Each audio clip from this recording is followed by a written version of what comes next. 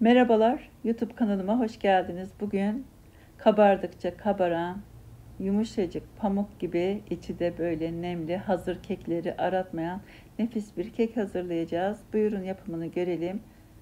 Öncelikle karıştırma kabımızın içine 2 adet oda ısısında bekletilmiş yumurtayı kırdım. 1 su bardağı toz şeker ekleyerek yumurtanın rengi iyice açılana kadar, şeker içinde eriyene kadar güzelce çırpıyoruz. Gördüğünüz gibi yumurtanın rengi açıldı.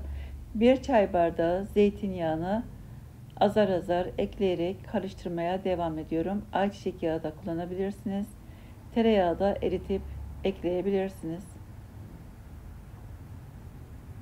1 su bardağı süt ekliyorum.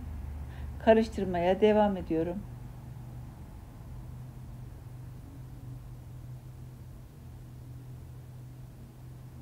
Toplamda 2 su bardağı un ekliyorum.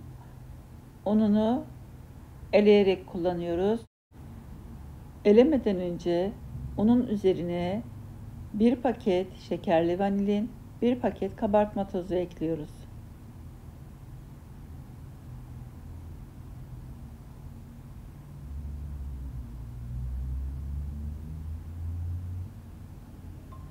İkinci bardağı da ekledim. Güzelce karıştıralım.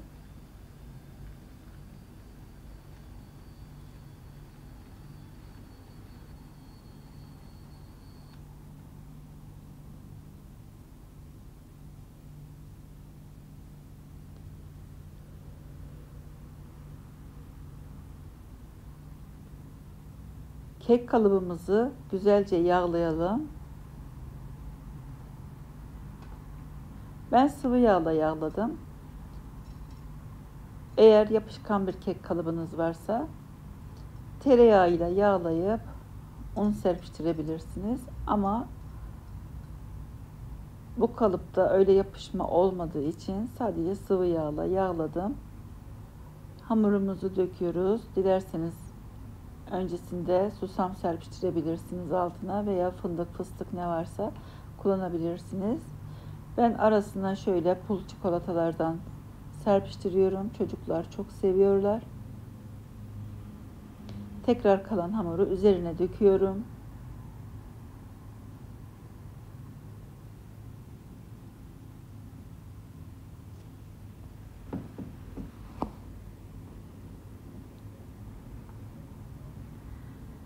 Tekrar üzerine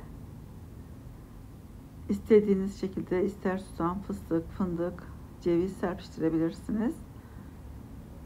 Bunu soğuk fırında pişireceğim. Önceden ısıtmıyorum fırını. Alt üst ayarda 160 derecede yavaş yavaş içini çekerek güzelce pişiriyoruz.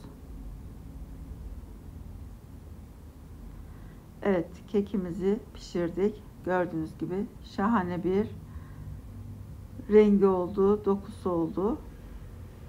İlk sıcaklığının çıkmasını bekledikten sonra kekinizi dilimleyebilirsiniz.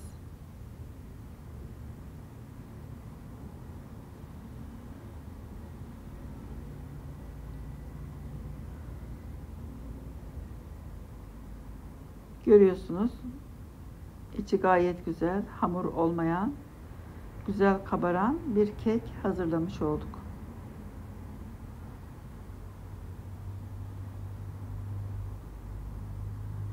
Buraya kadar da izlediyseniz videom sizin için faydalı olduysa beğenip abone olmayı unutmayın lütfen. Evet, içinin dokusunu da gösteriyorum. Gayet güzel, yumuşacık, içi nemli, yumuşak, güzel bir kek oldu. Hazır keklere benziyor.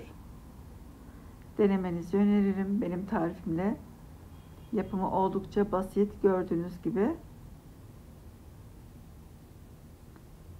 Yapıp deneyecek olanlara da kolay gelsin, afiyet olsun.